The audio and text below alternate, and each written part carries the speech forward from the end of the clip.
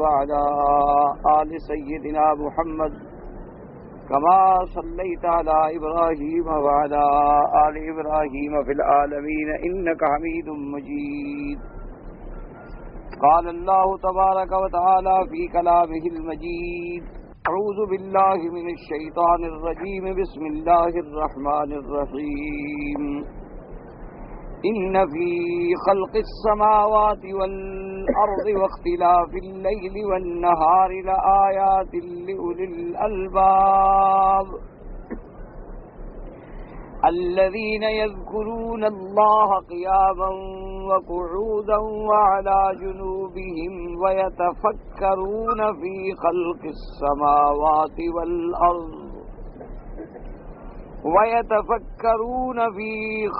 السماوات والأرض ربنا ما خلقت هذا باطلا سبحانك فقنا عذاب النار. ربنا إنك من تدخل النار فقد أخزيته وما للظالمين من أنصار. ربنا إننا سمعنا مناديا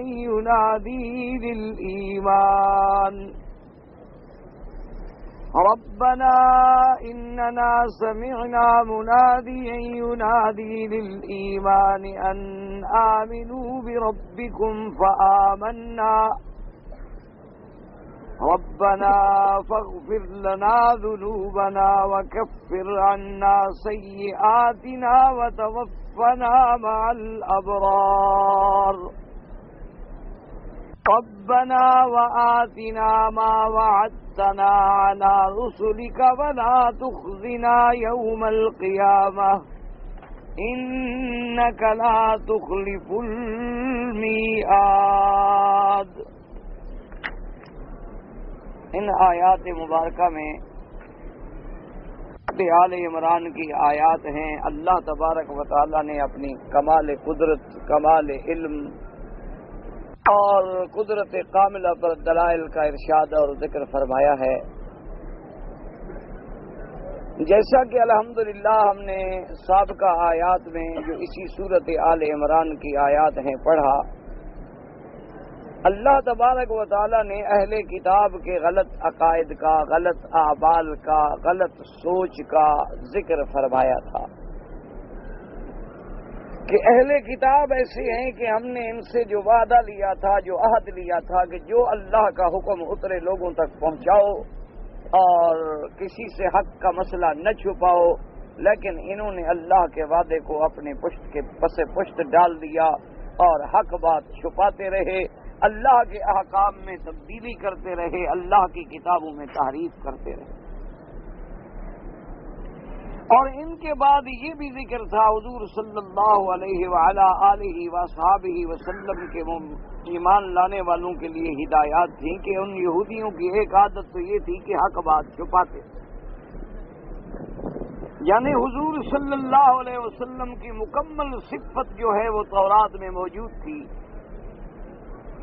حضور صلی اللہ علیہ وسلم کی شان جو ہے، آپ کی ولادت کا مقام، آپ کی ہجرت کا مقام، آپ کی حلیہ مبارک، آپ کے عادات مبارک، آپ کے خلفاء راشدین، صحابہ تک کا ذکر جو ہے وہ تورات میں موجود تھا.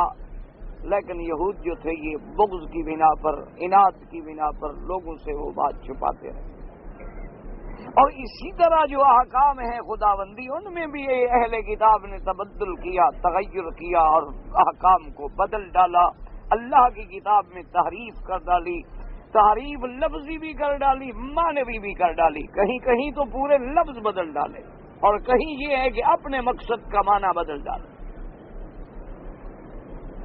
اور اللہ نے فرمایا کہ انہوں نے یہ سارا کیوں کیا ہے؟ فرمایا کہ ان لوگوں نے محض دنیاوی منافع حاصل کرنے کے لیے، دنیاوی فوائد حاصل کرنے کے لیے، بڑے لوگوں کو راضی کرنے کے لیے میرے احکام بدل ڈالے، فتوے بدل ڈالے. اللہ نے فرمایا کتنا برا سودا ہے. کیا انہوں نے بری خریداری کی ہے کہ چند پیسوں کے عوض اللہ کے احکام کو بدل دیا جائے یا چھپا دیا جائے؟ اور دوسری ان میں ایک بات بری یہ بھی تھی کہ وہ ایک کام نہیں کرتے تھے لیکن ظاہر یہ کرتے تھے کہ گویا ہم نے کیا ہے اور اس پر بھی لوگ ہماری حمد و ثنا کریں. یہ ایک اور بری عادت تھی. حالانکہ اصول تو یہ ہے کہ اگر آدمی کبھی کوئی اچھا کام کرے، کوئی نیکی کا کام کرے تو اللہ کا شکر ادا کرے کہ اللہ نے مجھے اس کام کرنے کی توفیق دی ہے. یہ بھی اللہ کا شکر ہے، ورنہ میری کیا حیثیت. اگر آپ ابھی عمرے پہ آئے ہیں یا آپ جمعہ پہ آئے ہیں یا آپ نے ابھی مغرب کی نماز پڑھی ہے، طواف کیا ہے، تو یہ بھی اللہ کا شکر ہے کہ اپنے گھر میں آنے دیا.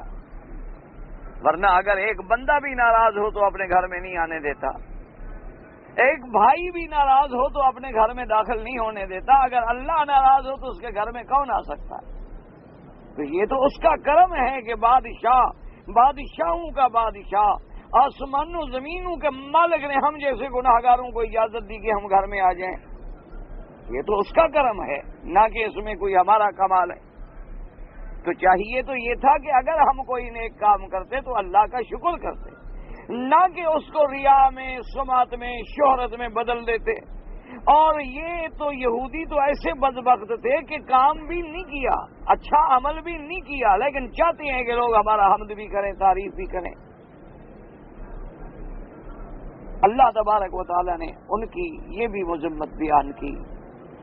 اور آخری آیت میں جیسے آپ نے پڑھا تھا، اللہ نے فرمایا للہ ملک السماوات والارض، کہ میرے نبی پاک صلی اللہ علیہ وسلم آسمانوں اور زمینوں کا ملک جو ہے وہ اللہ ہی کے لیے ہے.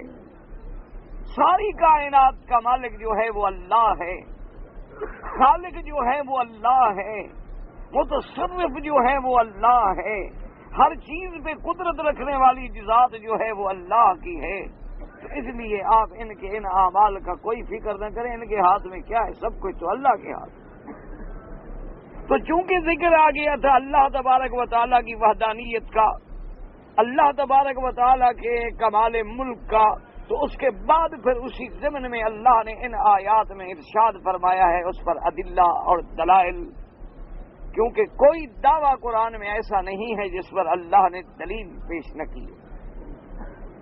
اسلام میں کوئی ایسا دعویٰ نہیں ہے جس پر ادلہ نہ ہوں، بینات نہ ہوں، دلائل نہ ہوں، حجج نہ ہوں، براہین نہ ہوں. تو اب ان آیات میں ہمارے لیے اللہ تبارک و تعالیٰ نے بہت بڑی آیات و دلائل کا ذکر فرمایا کہ ان فی خلق السماوات والارض واختلاف اللیل والنہار لآیات لأولی الالباب. اللہ نے فرمایا میرے مدنی صلی اللہ علیہ وسلم، آسمانوں اور زمینوں کی پیدائش میں، خلق السماوات، خلق مصدر ہے یعنی اختراع میں، اس کے بنانے میں، یعنی اتنا بڑا آسمان، اتنی بڑی زمین جو اللہ تبارک و تعالیٰ نے بنائی ہے. اس لیے کہیں فرمایا افلم ينظروا الى السماء فوقهم كيف بنيناها وزيناها وما لها من فروج. اور کہیں ارشاد فرماتی ہیں اللہ تبارک و تعالی کہ اے مسلمانوں، اے انسانوں، غور کرو، نظر تدبر سے دیکھو، غور اور فکر کرو کہ ہم نے تمہارے اوپر کیسے آسمان بنایا. اور کہیں فرماتے ہیں وَالسَّمَاءَ بَنَيْنَاهَا بِأَيْدٍ وَإِنَّا لَمُوسِعُونَ وَالْأَرْضَ فَرَشْنَاهَا فَنِعْمَ الْمَاهِدُونَ.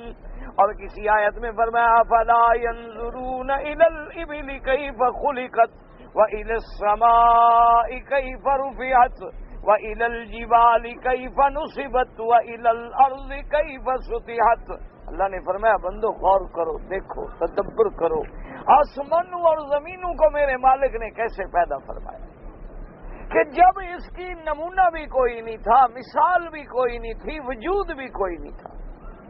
اللہ تبارک و تعالی نے آسمان بنائے اور 7 آسمان، اور ان کے درمیان میں اتنا بڑا فاصلہ ہے کہ حضور پاک صلی اللہ علیہ وسلم نے فرمایا کہ ایک آسمان سے دوسرے آسمان تک اگر کوئی مسافت پیدل طے کرے تو تقریباً 500 سال تک سفر کرتا رہے گا. اتنا بڑا فاصلہ ہے. اور پھر صرف آسمان نہیں، آسمانوں پہ اللہ کی مخلوق، اور پھر صرف آسمان نہیں، آسمانوں کو ہم نے کیسے سجایا ہے، فرمایا کیسے ہم نے ان کو زینت دی ہے. انا زینا السماء الدنیا بزینت الکواکب. پھر ہم نے اس میں کیسے تارے جڑے ہیں، کیسے ثوابت ہیں، کیسے سیارات ہیں، کیسے کیسے، اور اتنے کواکب ہیں کہ جن کے عدد کو بھی آج تک کوئی نہیں جان سکا. کتنے علوم ترقی کر جائیں لیکن تم تو آج تک تارے بھی نہیں گن سکے. کتنے علوم ترقی کر جائیں تمہیں تو آج تک یہ بھی پتہ نہیں ہے کہ کتنے ستارے ہیں جن کی روشنی ابھی تک زمین پر بھی نہیں پہنچی ہے. کتنے سیارات ہیں، کتنے ثوابت ہیں، کتنے شمس و قمر ہیں، اور پھر ان کو ہم نے کیسے نظام سے منسلک کر دیا ہے. اور اللہ نے فرمایا دیکھو کسی جگہ تم ایک چھوٹی سے گھر کی چھت بناتے ہو، اس کے لیے بھی تمہیں ستونوں کی ضرورت پڑتی ہے، آمیدہ کی ضرورت پڑتی ہے، کتنے لوہے سیمنٹیں خرچ کرتے ہو. دیکھو میں نے کیسی دنیا پہ چھت بنا دی جو کوئی ستون بھی نہیں لیکن چھت قائم ہے. اور اس کے بعد فرمایا کہ مالہا من فروج، پھر اس میں کسی قسم کا کوئی شکوک، کوئی سوراخ، کوئی نقص نہیں. اور پھر میرے کمال قدرت کو دیکھو، اس میں میں نے دروازے بھی رکھے ہیں. میرے حکم سے آسمانوں کے دروازے کھلتے ہیں، میرے حکم سے آسمانوں کے دروازے بند ہوتے ہیں.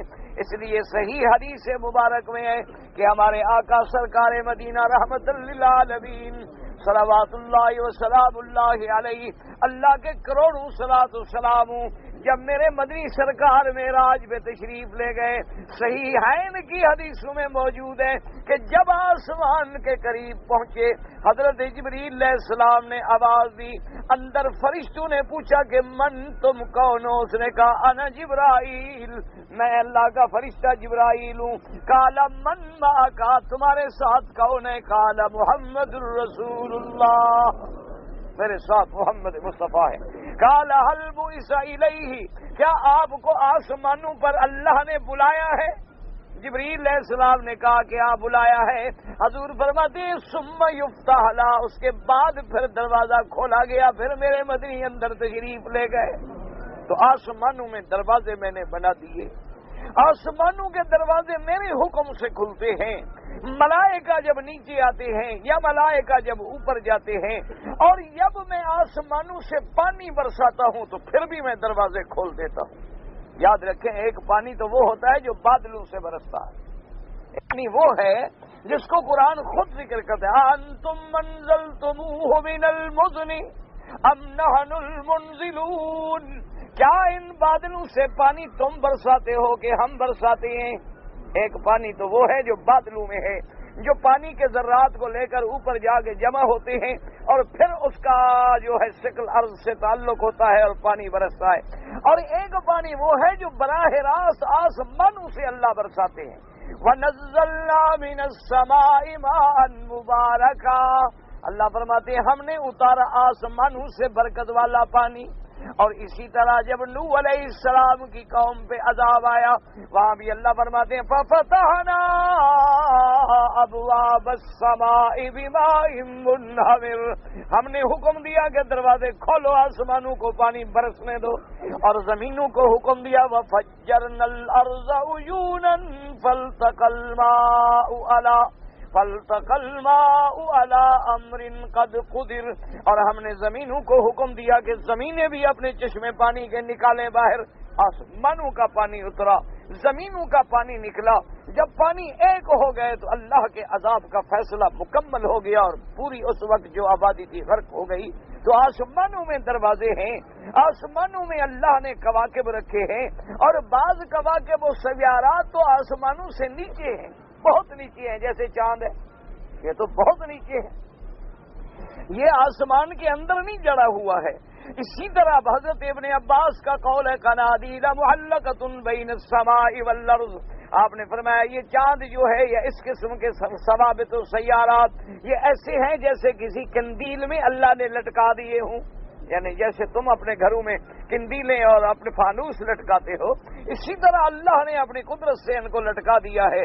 یہ آسمانوں اور زمینوں کے درمیان میں ہیں. تو اللہ نے فرمایا کیا تم نے کبھی آسمانوں کی پیدائش پہ غور کیا ہے کہ ہم نے ان کو کیسے پیدا کیا، ہم نے ان کو کیسے بنایا؟ اور اسی طرح فرمایا زمین پہ غور کرو جس پہ تم رہتے ہو کہ اس زمین کو ہم نے کیسے پیدا کیا، اور پھر پانی کے اوپر زمین کو ہم نے کیسے بچھایا۔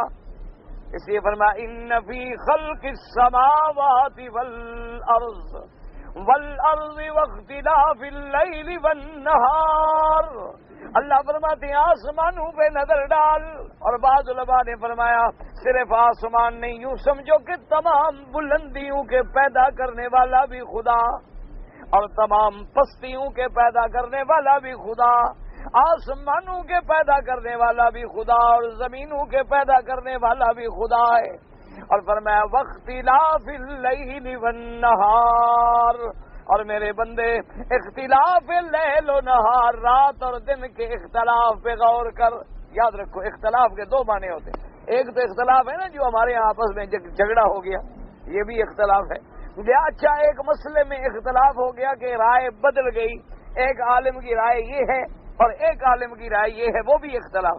ایک اختلاف ہوتا ہے اختلاف فلان فلانن، یعنی فلاں جو ہے اس کے بعد آیا، جیسے رات دن چلا گیا تو رات آ گئی، رات چلی گئی تو اس کے بعد دن آ گیا، یہ ایک دوسرے کے پیچھے جو آنا ہے اس کو بھی اختلاف کہا جاتا ہے۔ اس لیے دوسری جگہ فرماتے ہیں هو الذی جعل اللیل والنہار خلفۃ لمن اراد ان یذکر او اراد شکورا، اللہ نے فرمایا رات اور دن میں غور کرو، دن کو ہم نے رات کا خلیفہ بنایا، یعنی رات جاتی ہے دن آ گیا، اور دن کو رات گئی دن آیا، دن گیا رات آئی، گویا ایک، اسی لیے آپ کہتے ہیں نا جی فلاں بزرگ جو ہیں فلاں اولیاء اللہ کے خلیفہ ہیں، کیا معنی؟ یعنی اس کے بعد آنے والے ہیں، ان کے جانے کے بعد جو آتا ہے تو وہ اس کو خلیفے کے لفظ سے پکارا جاتا ہے۔ جیسے پہلے دنیا میں جنوں کی آبادی تھی، جنات کو اللہ نے جب فیصلہ فرمایا کہ اب میں انسانوں کو بساؤں گا تو اس لیے آدم کو بھی خلیفے کا لقب ملا، اذ قال ربک للملائکۃ انی جاعل فی الارض خلیفہ، کہ اب ان کے بعد میں زمین میں ایک ان کے بعد آنے والا خلیفے کے لقب سے آدم کو بھیجنے والا ہوں، تو اس لیے خلیفہ اس کو کہتے ہیں جو کسی کے بعد ہو، جیسے رات دن کے بعد ہے، دن رات کے بعد ہے، اور اسی طرح یوں سمجھ لیں کہ جیسے سرکار مدینہ صلی اللہ علیہ وسلم کے بعد جو آئے کون؟ سیدنا ابی بکر، سیدنا عمر، سیدنا عثمان، سیدنا علی رضوان اللہ علیہم اجمعین، ان کو خلیفہ کیوں کہا جاتا ہے کہ وہ میرے مدنی سرکار کے بعد آئے، حضور صلی اللہ علیہ وسلم کی وفات کے بعد آئے۔ لیکن صحیح معنی میں یاد رکھیں صحیح خلیفہ جو ہیں وہ صرف ابو بکر ہیں رضی اللہ تعالی عنہ، حضرت عمر جو ہیں وہ ابو بکر کے خلیفہ ہیں، یعنی حضرت عمر ابو بکر کے بعد آئے، حضرت عثمان عمر کے بعد آئے، حضرت علی عثمان کے بعد آئے، میرے نبی کے بعد جو آئے تو صرف سیدنا ابی بکر ہیں رضی اللہ تعالی عنہ، اس لیے ان کا لقب ہوتا ہے کہ خلیفتہ بلا فصل، کہ ایسا خلیفہ کہ حضور اور اس کے درمیان میں کوئی فصل نہیں ہے، یہ شان اگر ملا ہے تو سیدنا ابو بکر کو ملا ہے۔ اس لیے جب حضرت عمر رضی اللہ تعالی عنہ مسند نشین ہوئے، خلافت کے تخت پہ بیٹھے، لوگوں نے آپ کو بھی خلیفہ کہنا شروع کیا تو آپ نے فرمایا نہ مجھے خلیفہ نہ کہو، اس لیے کہ اگر مجھے خلیفہ کہو گے تو پھر تو یوں کہنا پڑے گا کہ خلیفہ رسول اللہ، کیونکہ میں تو حضور کے خلیفے کا خلیفہ ہوں، حضور کے خلیفہ تو سیدنا ابو بکر تھے جو حضور کے بعد آئے، میں ابو بکر کے بعد آیا، پھر جو میرے بعد آئے گا اس کو کہنا پڑے گا خلیفہ رسول اللہ، اس لیے بس امیر المومنین کہو، خلیفہ صرف ابو بکر ہے جو حضور صلی اللہ علیہ وسلم آقا انعامدار، ویسے تو سب خلفاء ہیں، یعنی اس مسئلے کو سمجھو، یعنی لفظ خلافت کا صحیح اطلاق جو ہے یعنی حقیقتاً ظاہراً باطناً معناً جتنی گہرائی میں وہ صرف سیدنا ابو بکر پہ ہے، ورنہ تو جو بھی حضور کے بعد آئے سب حضور کے خلیفہ بنے، سب حضور کے صحابہ بنے، لیکن اصل مقام جو تھا وہ سیدنا ابی بکر کو ملا، کیوں؟ جیسے دن رات کا خلیفہ ہے اور رات دن کا خلیفہ ہے، تو دن کے بعد درمیان میں اور کوئی وقفہ نہیں آتا، رات آئے گی، رات کے بعد دن آئے گا، ان کے درمیان میں کوئی فاصل نہیں ہوتا۔ اور حتیٰ کے بعض علماء نے یہ لکھا ہے کہ صحیح معنی میں خلیفہ وہ ہوتا ہے کہ جو اپنے جانے والے کی موجودگی میں آ جائے. بات کو سمجھیں کیا مانا. مثلا آپ رات کو چاند دیکھتے ہیں, کہتے ہیں جی رمضان المبارک کا چاند ہو گیا. اچھا جی چاند ہو گیا, تو اب حالانکہ روزہ تو آپ نے دوسرے دن کل کو شروع کرنا ہے نا. آج تو روزہ نہیں تھا, آج تو ہم نے چاند دیکھا ہے, لیکن تراویح شروع ہو جائے گی. تراویح شروع ہو جائے گی کیونکہ چاند نظر آ گیا رمضان المبارک کا. تو ابھی صرف چاند نظر آیا ہے, لیکن اس نے اپنا اثر رمضان نے شروع کر دیا, گویا رمضان کے کام شروع ہو گئے, حالانکہ ابھی رمضان کا ہم نے روزہ نہیں رکھا ہے.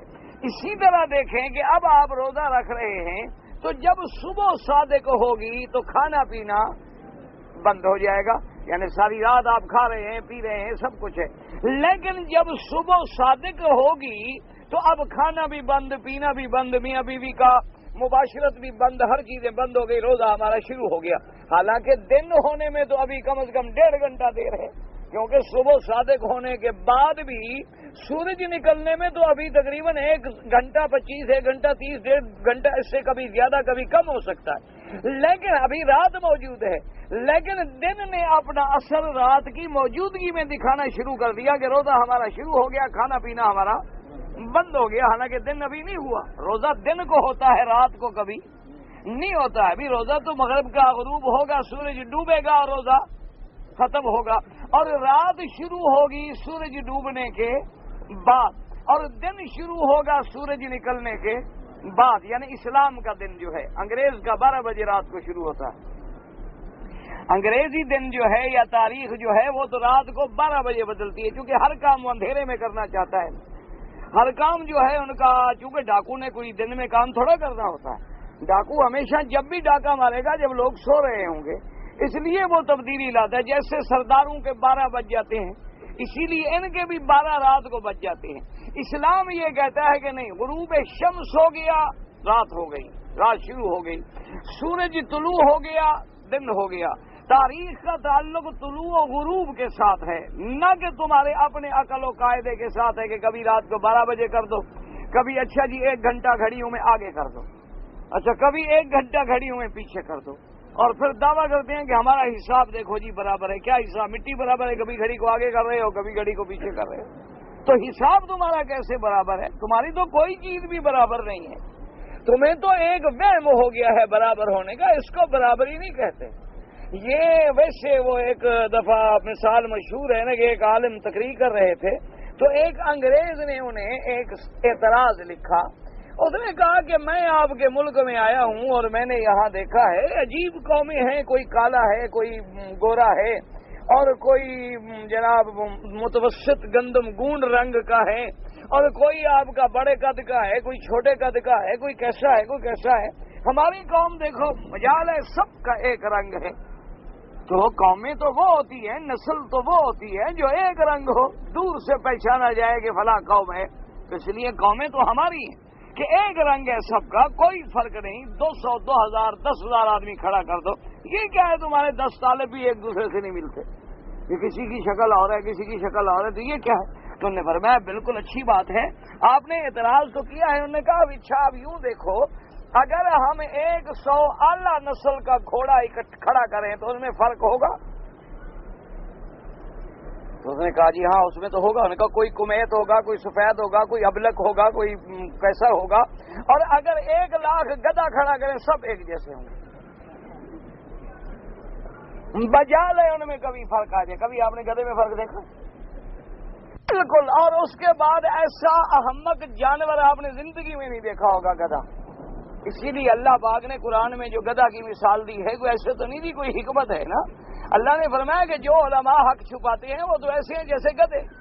تو گدھا جو ان کو کہا گیا, یا آپ کہتے ہیں نا جو طالب نہ پڑھتا ہو, کیوں نہیں پڑھتے یار, انسان ہو کے گدھے ہو, تو طالب کو آپ بھی گدھا کہتے ہیں. وجہ کیا ہے؟ یہ بلید ہے, کند ذہن ہے.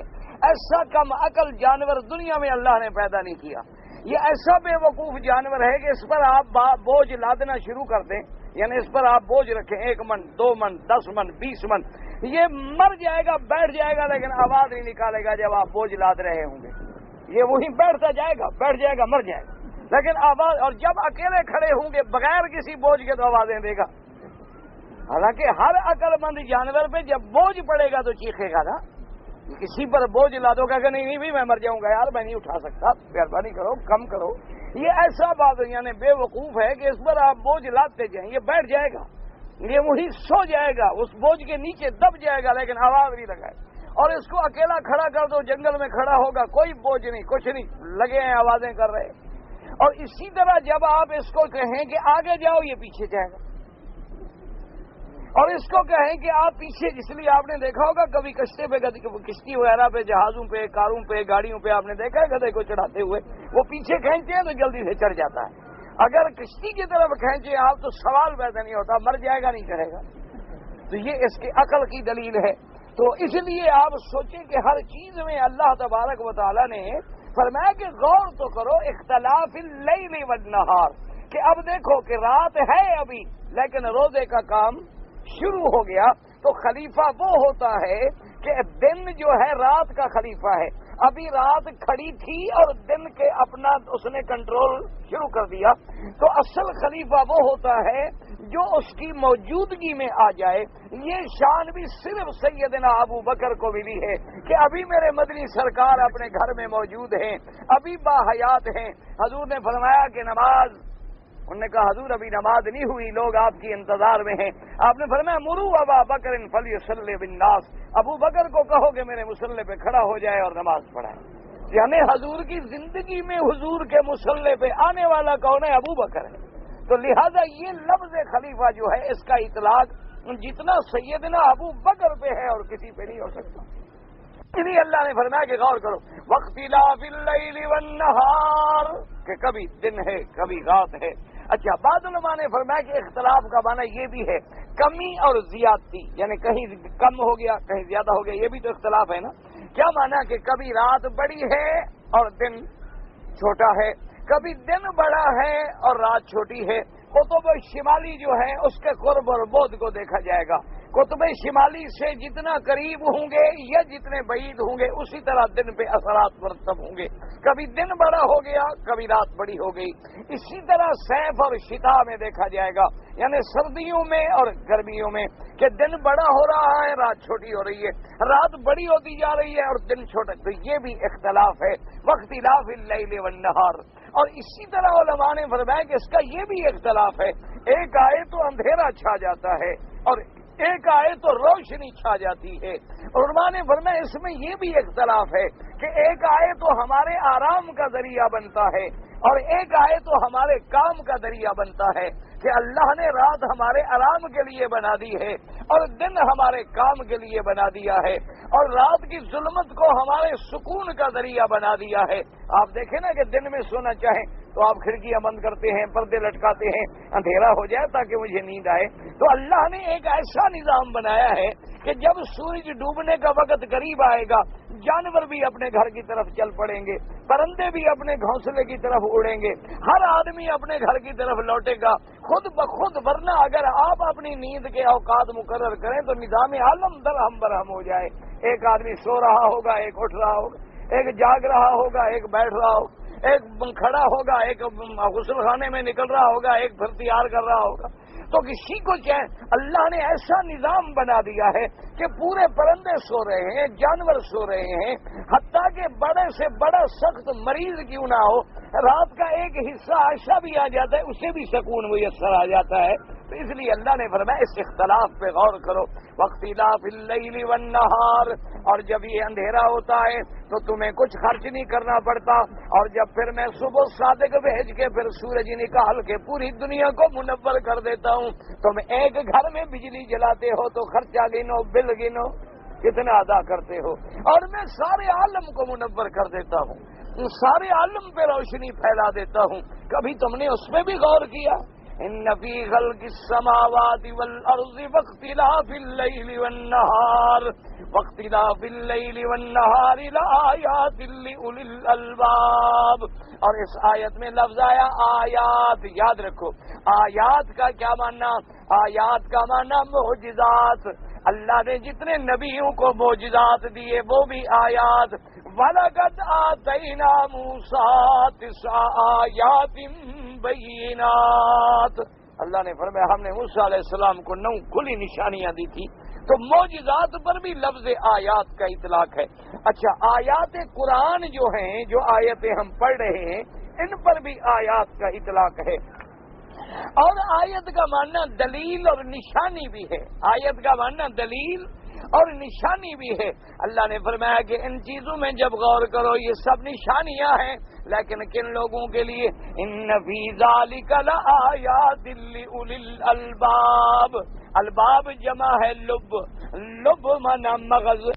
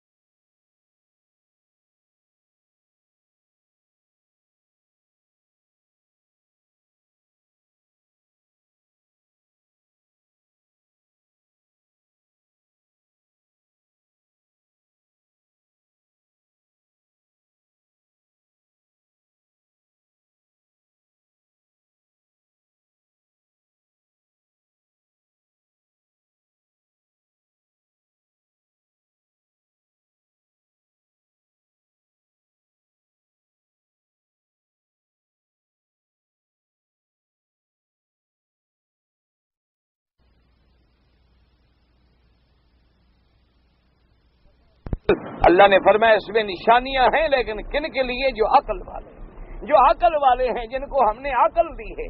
جو اسی لیے لکھا ہے علماء کرام نے کہ اگر مثلا کوئی آدمی مر جائے اور وصیت کر جائے کہ بھی میرے مرنے کے بعد میری ساری جائیداد جو ہے عقل والوں کو دی جائے، تو کن کو دی جائے گی؟ انہوں نے کہا ان علماء حق کو دی جائے گی جو اللہ کی معرفت رکھتے ہیں، کیونکہ اصل عقل والے جو ہیں وہ ہیں. اللہ تبارک و تعالی نے فرمایا. اور اسی طرح یہ بھی سمجھ لو کہ آدمی انجینئر بن جائے، آدمی سائنسدان بن جائے، آدمی ایٹم بم کا موجد بن جائے، عقل والا نہیں ہے جب تک اپنے خدا کو نہیں پہچانتا. سب سے پہلی دلیل عقل کی یہ ہے کہ وہ اپنے مالک اور اپنے خالق کو پہچانتا. بھائی یہ کتابیں نہ خراب ہو جائیں، یا تو پھر اندر جا کے بیٹھ جائے. کتنا وقت تو ہے ابھی. ہاں تو بھائی اندر اختلاف اللیل والنہار لآیات لأولی الالباب. تو اب ہم بات کر رہے تھے اولی الالباب پہ. الباب جو ہے اس کی یہ جمع ہے لب کی. لب کا معنی ہوتا ہے مغز، کسی چیز کا خلاصہ. کیا معنی؟ اللہ نے ہمیں بڑی نعمتیں دی ہیں. بعض چیزیں ہیں جو ہمیں نظر سے پہچانی جاتی ہیں کہ اب ہم نے دیکھا کعبہ شریف کا غلاف مبارک جو ہے سیاہ ہے، تو نظر سے علم حاصل ہوا. بعض علم سننے سے حاصل ہوا، بعض علم ہمیں چکھنے سے حاصل ہوا، بعض علم ہمیں سونگنے سے حاصل ہوا. اس کو کہتے ہیں حواس خمسہ. اور ان سب کا حاکم جو ہے وہ عقل ہے کہ یہ سب عقل کے تابع ہیں. پھر عقل فیصلہ کرتی ہے. تو اللہ نے فرمایا کہ اصل عقل والے لوگ کون ہیں؟ جو سب سے پہلے اپنے اللہ کو پہچانے، اللہ کی معرفت رکھیں. اگر آدمی اپنے مالک کو بھی نہ پہچانے تو اس سے بڑا بے عقل اس سے بڑا بلید، اس سے بڑا غلط دنیا میں کوئی نہیں ہو سکتا۔ اس لیے عقل والے کون ہیں؟ یاد رکھو، جو اللہ پر ایمان لاتے ہیں۔ عقل والے کون ہیں؟ جو اللہ کے اسماء، اللہ کی ذات، اللہ کی صفات کی معرفت رکھتے ہیں۔ اللہ والے کون ہیں؟ جو اللہ کی توحید کو مانتے ہیں۔ اللہ والے کون ہیں؟ جو اللہ کی آیات، بینات، احکام، رسل، کتب، ملائکہ کو مانتے ہیں۔ اگر آدمی بڑے سے بڑی ڈگری لے لے لیکن خدا کو نہ مانے، وہ عقل والا نہیں ہوتا۔ ہمیشہ یاد رکھیں، کیونکہ انسان کو مثال دی ہے علماء نے۔ مثال کے طور پہ انہوں نے فرمایا کہ ایک ٹرین جا رہی ہے، گاڑی چل رہی ہے، ایک آدمی بیٹھا ہے، دیکھتا ہے کہ ایک بندہ ہے جو سرخ جھنڈی دکھاتا ہے اور گاڑی کھڑی ہو جاتی ہے، پھر سبز جھنڈی دکھاتا ہے اور گاڑی چل پڑتی ہے۔ تو وہ کہتے ہیں ہاں بھائی، اس جھنڈی کا کمال ہے کہ سرخ جھنڈی آئے تو گاڑی کھڑی ہو جائے اور سبز جھنڈی آئے تو گاڑی چل پڑے۔ تو دوسرا کہے گا بے وقوف آدمی، جھنڈی کا کیا کمال ہے؟ جھنڈی کے اندر کیا ہے؟ کپڑے کے اندر کیا رکھا ہوا ہے؟ اصل تو بات اس کی ہے جو گاڑی کو چلا رہا ہے، اس کا کمال ہے کہ وہ جب دیکھتا ہے، اس کو اشارہ دیا جاتا ہے روک دو، وہ روک دیتا ہے، اشارہ دیا جاتا ہے چلا لو تو وہ چلا لیتا ہے۔ وہ کہتا ہے کمال چلانے والے کا ہے، ایسی جھنڈی کا نہیں۔ جھنڈی کے اندر تو کوئی طاقت نہیں، جھنڈی کے اندر تو کوئی قوت نہیں۔ اچھا، اس سے ذرا اور عقل والا جو ہے وہ کہتا ہے کہ بھی ٹھیک ہے، چلانے والے کا کمال تو ہے کہ وہ گاڑی میں بیٹھا ہے اور جب سٹارٹ کرے گا چلے گی، بریک دے گا رک جائے گی اور پھر سیدھا لائن پہ لے جائے گا، موڑ کے وقت موڑ کاٹے گا۔ لیکن اصل کمال تو ان پرزوں کا ہے۔ اگر وہ پرزے نہ ہوں تو ایک پرزہ بھی اس سے کھول کے باہر رکھ دو تو یہ کیا کرے گا ڈرائیور؟ یہ تو بیٹھا رہے گا، گاڑی تو نہیں چلے گی۔ اصل تو پھر اس مشینری کا کمال ہے۔ اور اس سے ذرا زیادہ عقل والا جو کہے گا بھائی مشینری کا کیا ہے؟ اصل کمال تو اس گرمی کا ہے نا، اس بھاپ کا ہے، اس اسٹیم کا ہے جو بنتی ہے اور جو اس گاڑی کو چلا رہی ہے۔ لیکن یہاں تک آ کے رک جائیں گے۔ اور جو صحیح عاقل ہے وہ کہے گا بھائی نہ پرزے کا کمال ہے، نہ اسٹیم کا کمال ہے، نہ بھاپ کا کمال ہے، نہ ڈرائیور کا کمال ہے۔ اصل کمال تو اس خالق کا ہے جس نے ان سب کو پیدا کیا، کہ اس نے انسان کو پیدا کیا، عقل دیا، اس نے بھاپ کو پیدا دیا، طاقت دی، اس نے لوہے کو پیدا کیا، ہم نے استعمال کیا۔ تو اصل کمال تو اس خالق کا ہے جو بندے کا خالق ہے، جو لوہے کا خالق ہے، جو مٹی کا خالق ہے، جو ہوا کا خالق ہے، جو پانی کا خالق ہے، جو بھاپ کا خالق ہے۔ تو اصل کمال اس کا ہے، نہ کہ ان چیزوں کا کوئی کمال ہے۔ تو اس لیے عقل والے وہ ہیں جو راستے میں نہیں اٹک جاتے، جو اسباب میں نہیں کھو جاتے، بلکہ ان کی نظر سیدھی مسبب حقیقی پہ پہنچتی ہے کہ وہ اصل سمجھتے ہیں کہ مولا تیرا کمال ہے، تیری قدرت کا کمال ہے کہ تو نے ایسے انسان پیدا کیے، تو نے انسان میں ایسی عقل رکھی ہے، تو نے انسان میں ایسی زبان رکھی ہے، تو نے انسان میں ایسی قوت سامعہ رکھی ہے، تو نے انسان میں ایسی قوت باصرہ رکھی ہے۔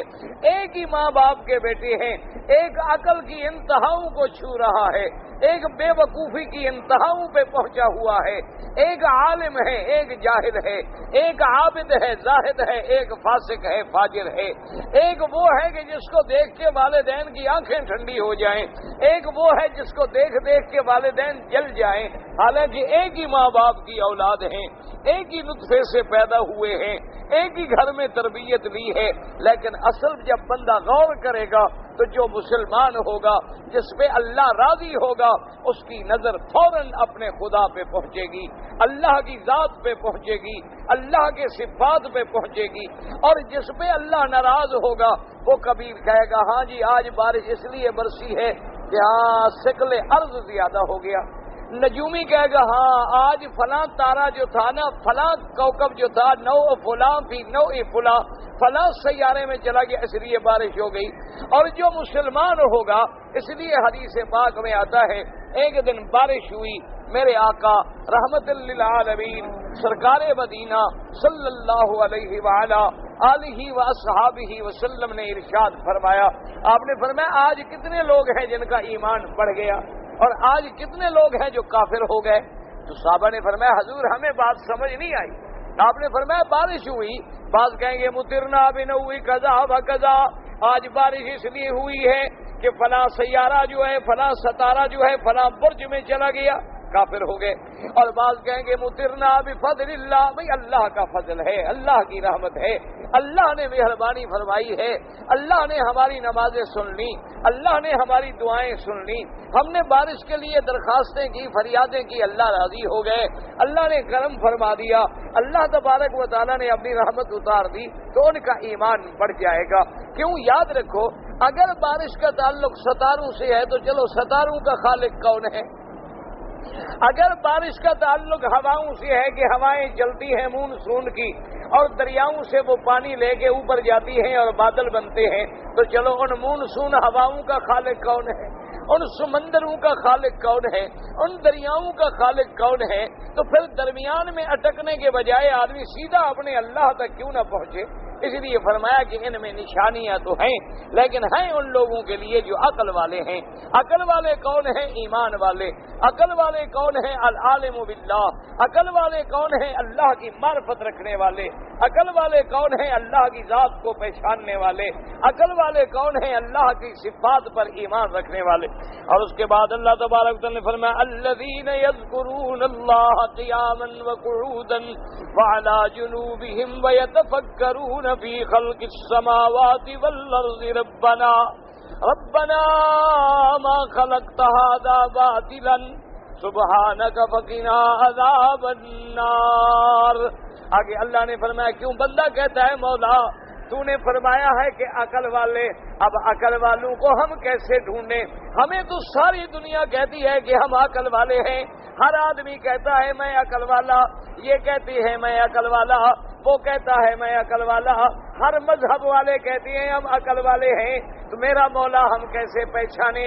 اللہ نے فرمایا ہم تمہیں نشانی بتا دیتے ہیں، جو عقل والے ہیں یذکرون اللہ قیاما وقعودا، وہ کھڑے ہیں تو اللہ کا ذکر ہوگا، بیٹھے ہوں تو اللہ کا ذکر ہوگا، لیٹے ہوں تو اللہ کا ذکر ہوگا، جو ہر وقت میرے ذکر میں مشغول ہے، نماز میں مشغول ہے، طواف میں مشغول ہے، تلاوت قرآن میں مشغول ہے، دعوت و ارشاد میں مشغول ہے، لوگوں کو دین پہنچانے میں مشغول ہے، تبلیغ میں مشغول ہے، دین کے لیے محنت کر رہا ہے، سمجھو کہ یہ عقل والا ہے کہ اپنے وقت کو صحیح معنی میں اپنے عقل کو صحیح جگہ استعمال کر رہا۔ ورنہ دیکھیں نا جی، ایک آدمی ایسی چیزیں بناتا ہے جو تباہی کا باعث ہے، ایک آدمی ایسی چیز بناتا ہے کہ جو گھروں کو جلا ڈالے، ایک آدمی ایسی چیزیں بناتا ہے جو کروڑوں کی آبادیوں کو بھسم کر ڈالے، تو عقل تو ان کے پاس بھی ہے، لیکن ایسی عقل کا کیا فائدہ جو دنیا کی ہلاکت کا ذریعہ بنے؟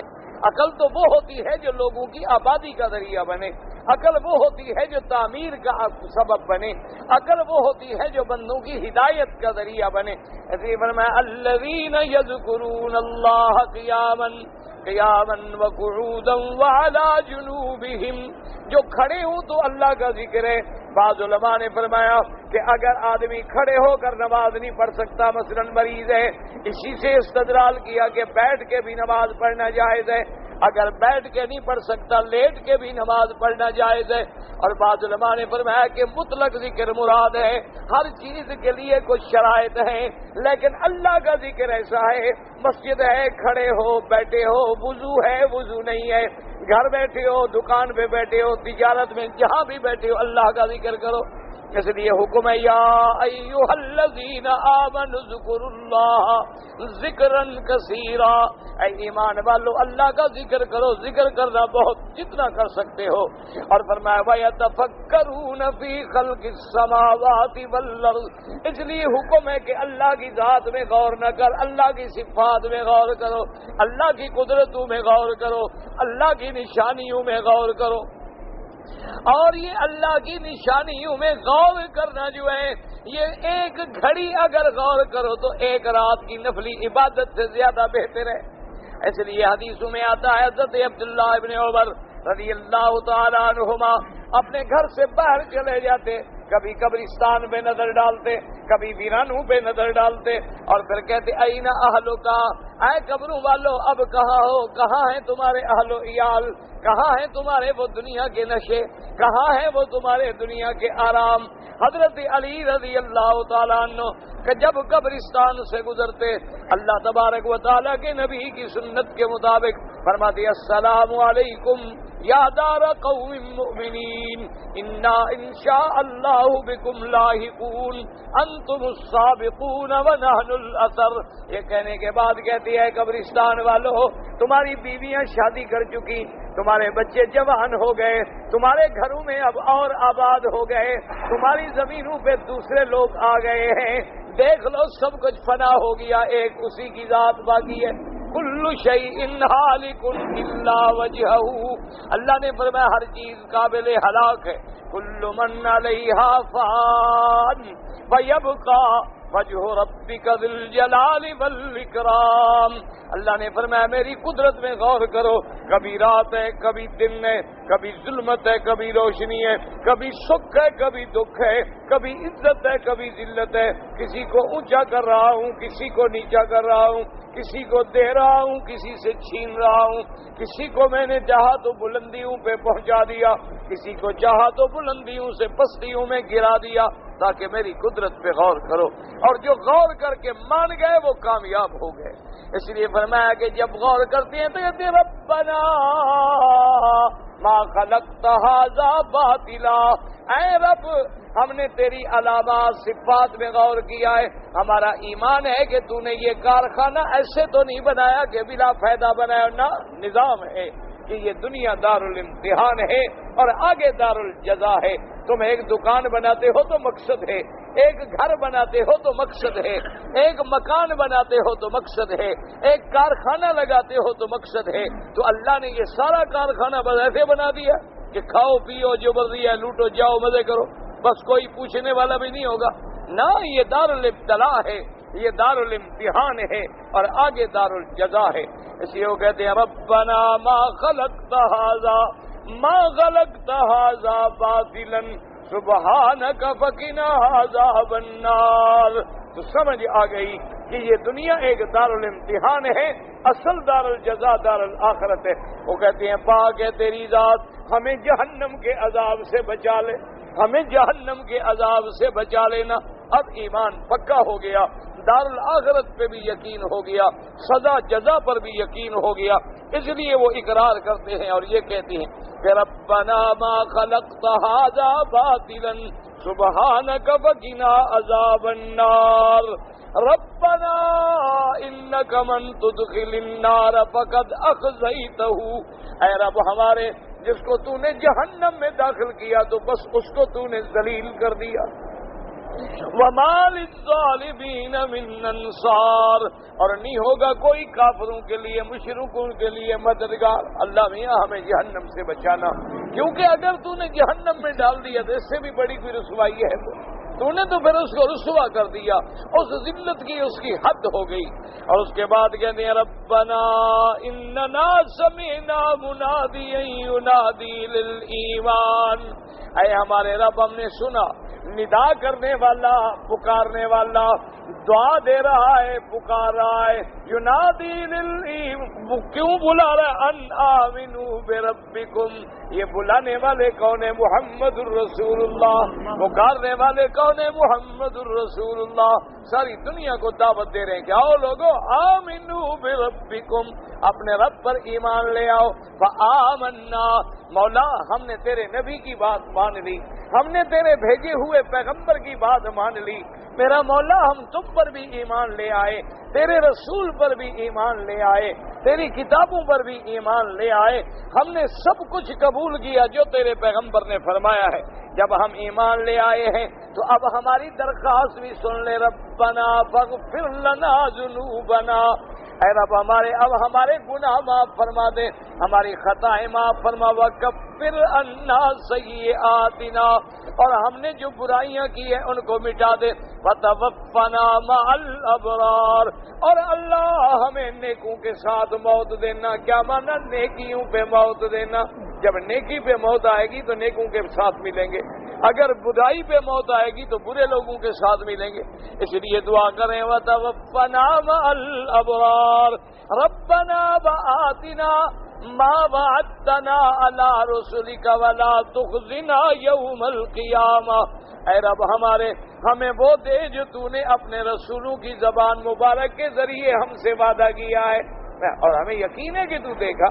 لیکن یہ صرف بندہ پھر اپنی درخواستیں دہرا رہا ہے، کیونکہ جب اس کی قدرت سامنے آئی، جب اس کے علم سامنے آیا، جب اس کا کمال سامنے آیا، جب اس کے خزائن سامنے آئے، جب اس کی بادشاہی سامنے آئی، جب اس کا جود و سخا سامنے آیا، تو اب درخواست ہی درخواست ہے۔ ربنا وآتنا ما وعدتنا علی رسلک ولا تخزنا یوم القیامہ، اور قیامت والے دن ہمیں رسوا نہ کر دینا۔ قیامت کی رسوائی حدیث میں آتا اتنی شدید ہے کہ بعض لوگ جب رسوا ہوں گے وہ کہیں گے اللہ جہنم میں ڈال دے لیکن رسوا نہ کر۔ جہنم کا عذاب ہمیں قبول ہے، لیکن پورے معاشر کے لوگوں کے سامنے ذلیل ہو جانا، رسوا ہو جانا، شرمندہ ہو جانا جو ہے یہ تو بہت بڑا۔ انک لا تخلف المیعاد، اور میرا مولا تیری شان ہے کہ تو کبھی اپنے وعدے کا خلاف نہیں فرماتے۔ جب آپ وعدہ فرما چکے ہیں، جب آپ نے فرما دیا ہے کہ میں ایمان والوں کو جنت دوں گا، میں ایمان والوں کو نعمتیں دوں گا، میں ایمان والوں کو انعام و اکرام دوں گا، میں ایمان والوں کو عزت و کامیابی دوں گا، تو اللہ ہمیں یقین ہے اور ہمیں عطا فرما۔ دعا کریں اللہ ہم سب کو بھی اپنی رحمت سے جنت نصیب فرما دے۔ کہتے ہیں جی کہ ہمارے علاقے میں شیعہ لوگ جو ہیں زکوٰۃ نہیں دیتے، تو کیا ان پر زکوٰۃ جو ہے وہ فرض نہیں ہے؟ تو یہ ان سے پوچھے، ہم سے کیوں پوچھتے ہو؟ جو نہیں دیتے ان سے پوچھے بھی کیوں نہیں دیتے ہو؟ اللہ نے تو ہر مسلمان پہ زکوٰۃ فرض کی ہے۔ یاد رکھیں، نماز کا منکر بھی کافر ہو جاتا ہے اور زکوٰۃ کا منکر بھی کافر ہے۔ اسی لیے سیدنا ابو بکر صدیق نے اعلان کر دیا تھا کہ جو آدمی زکوٰۃ نہیں دے گا میں اس سے جنگ کروں گا۔ حضرت عمر نے کہا کہ ہاں امیر یا خلیفۃ رسول اللہ، وہ لوگ کلمہ پڑھتے ہیں، نماز پڑھتے ہیں، آپ ان سے لڑیں گے؟ فرمایا بالکل، لو منعونی اقالا لقاتلتموہ، اگر ایک رسی بھی زکوٰۃ میں دیتے تھے نہیں دیں گے تو میں قتال کروں گا۔ تو لہذا زکوٰۃ کا انکار بھی کفر ہے۔ اللہ ہدایت دے اور سب کو دینے کی توفیق دے۔ کہتے ہیں جی ہمارے ہاں جو عید میلاد النبی مناتے ہیں اور قبروں پہ چراغاں کرتے ہیں، اس کا کیا حکم ہے؟ بالکل یہ بدعت ہے، اس کا قرآن و حدیث سے کوئی تعلق نہیں۔ دیکھو نا، یاد رکھو اللہ کے نبی نے ہمیں مسح کرنا بھی سکھلایا ہے، ناک میں پانی دینا بھی سکھلایا ہے۔ جب اتنی چھوٹی چیزیں سکھلا دی ہیں، اگر یہ سارا کام دین کا تھا تو اللہ کا نبی قرآن میں ایک آیت تو آ جاتی، ایک حدیث مبارک آ جاتی، حضور سکھلا دیتے، فرما دیتے۔ یہ ساری چیزیں بعد میں لوگوں نے ایجاد کی ہیں، ان کا اسلام سے یا دین سے کوئی تعلق نہیں۔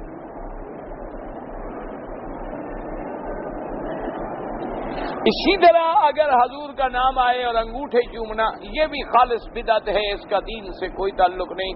حضور نے فرمایا میرا نام آئے اللہم صلی علی، درود پڑھو۔ فرمایا جب میرا نام آئے تو درود پڑھو، اور جو میرے نام پہ درود نہ پڑھے وہ بخیل ہے۔ اور فرمایا جب تم ایک دفعہ درود پڑھتے ہو تو اللہ 10 دفعہ رحمت نازل فرماتے ہیں۔ تو ساتھ یہ بھی فرما دیتے کہ ایک انگوٹھے چومو گے تو اتنی رحمتیں نازل ہوں گی۔ تو اگر درود کا حکم ہے تو درود کی تعمیل کرو، انگوٹھے کا حکم ہوتا تو ہم انگوٹھے کی بھی تعمیل کرتے۔ نماز جنازہ میں اگر ایک طرف سلام پھیرا جائے، ایک طرف سلام پھیرنے سے بھی نماز مکمل ہو جاتی ہے۔ دو طرف سلام پھیرنا بھی جائز ہے، ایک طرف سلام پھیریں تو جائز ہے۔ لہذا بعض علماء یہ کرتے ہیں کہ باقی نمازوں میں تو 2 سلاموں والی حدیث پہ عمل کرتے ہیں، جنازے میں 1 سلام والی حدیث پہ عمل کرتے ہیں تاکہ سب حدیثوں پہ عمل ہو جائے۔ لہذا اگر کوئی 1 سلام پھیرے تو کوئی بات نہیں، 2 سلام پھیرے تو کوئی بات نہیں، لیکن احناف کے نزدیک 2 سلام ہیں۔ وہ کہتے ہیں جتنے الفاظ زیادہ ادا ہوں گے اتنی اللہ کی رحمتیں زیادہ آئیں گی۔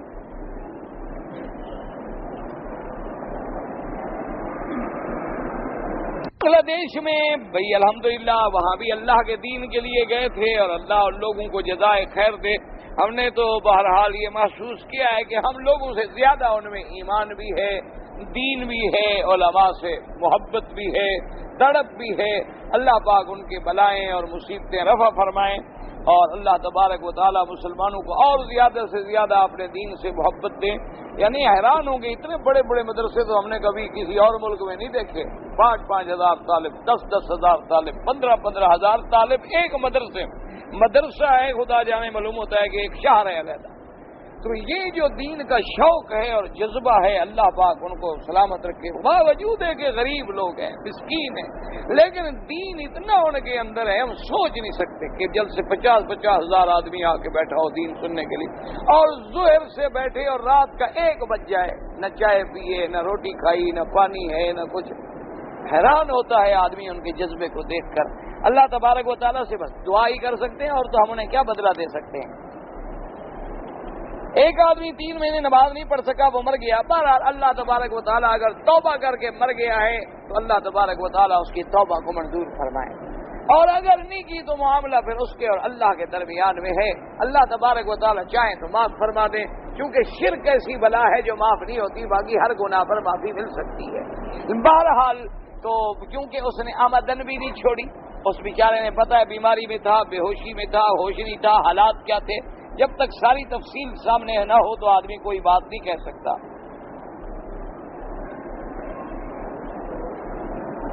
ایک آدمی کو ہم نے کہا کہ نماز پڑھو تو اس نے کہا کہ نماز کیوں پڑھیں، بغیر نماز پڑھنے کی روٹی نہیں ملتی. تو بے وقوفی ہے، توبہ کرے. اللہ تبارک و تعالیٰ اس کو توبہ کی توفیق. کبھی کبھی ایسے الفاظ ایک دوسرے کو غصے میں آدمی کہہ دیتا ہے، یا ایک دوسرے کو چڑھانے کے لیے کہہ دیتا ہے، اس کی نیت نہیں ہوتی اس الفاظ کی. یہ معاملہ اس کے اور اللہ کے درمیان ہے. بہرحال ہر حال میں اگر ایسے کلمات کہے توبہ کرے، اللہ تبارک و تعالیٰ سے معافی مانگے.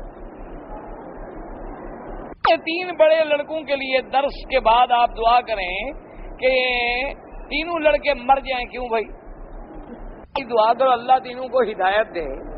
کوئی آدمی دعا کرتا ہے اپنی اولاد کے لیے مرنے کی؟ تو متعلق کیسے ماں باپ ہو. اللہ تبارک و تعالیٰ رحمت فرمائے. اور موت کی تو دعا مانگنی جائز ہی نہیں، تو کیسے دعا مانگی جائے؟ موت کی تو تمنا کرنی بھی جائز نہیں. اور خاص طور پہ اپنی اولاد کو کبھی بد دعا نہ کرو، ورنہ تم نے تباہ ہونا ہے، ان نے تو کیا ہونا ہے، والدین تباہ ہو جائیں گے نا. تم ان کی ہدایت کی دعا کرو کہ اللہ ان کو ہدایت دے. اپنی اولادوں کو ہمیشہ بری ہے تو بندہ ہے نا، انسان ہے. اللہ مقلب القلوب ہے، وہ چاہے تو بروں کو اچھا بنا دے، وہ چاہے تو اچھوں کو برا بنا دے. اگر آدمی اپنی ماں کے ماتھے کا بوسہ لے کوئی حرج نہیں، کوئی ایسی بات نہیں. ماں باپ کا بوسہ ماتھے پر لے سکتا ہے. اگر کوئی آدمی کہے کہ حضور ہم جیسے تھے، ہم جیسے کا کیا مانا؟ یعنی ہم گناہ گار ہیں، وہ بھی گناہ گار تھے. کیا مانا ہم جیسے؟ مانا اگر جن سے بشر تو ٹھیک ہے، وہ بھی اللہ نے ان کو بھی ماں باپ سے پیدا کیا، ہمیں بھی ماں باپ سے پیدا کیا. ہم پر بھی بشر کا اطلاق ہے، ان پر بھی بشر کا اطلاق. ہم بھی اولاد آدم ہیں، وہ بھی اولاد آدم. ہم بھی کھانا کھاتے ہیں، وہ بھی کھانا کھاتے ہیں. ہم پر بھی موت آنی ہے، ان پر بھی موت آئی ہے. اس بنا پہ تو کوئی حرج نہیں. ورنہ شان میں کیسے ہو سکتا ہے؟ وہ تو کائنات کی ہر مخلوق سے افضل ہے، وہ تو تمام نبیوں کے سردار ہیں، وہ تو اپنے ابا آدم سے بھی افضل ہیں. اپنے جیسا کہنے کا معنی سمجھو، کیا معنی؟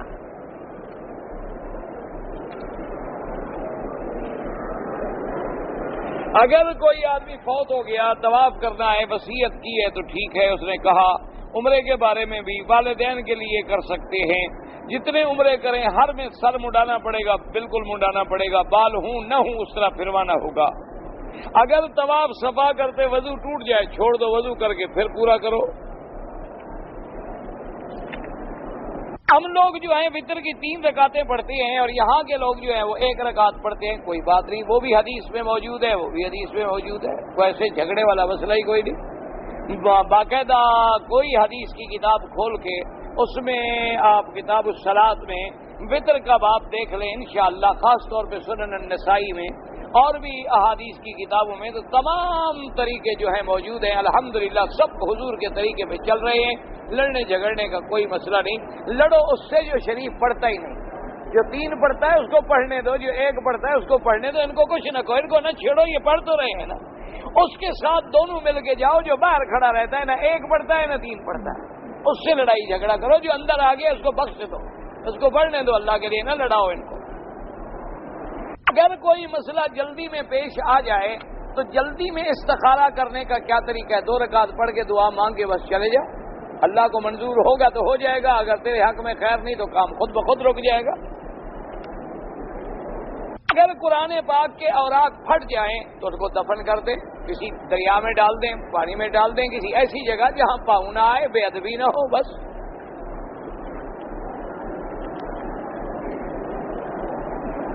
اگر حدود حرم میں جتنی مساجد ہیں وہاں نماز پڑھیں تو 1 کا لاکھ ملے گا، بالکل انشاءاللہ 1 کا لاکھ نہیں بلکہ 25 لاکھ ملے گا۔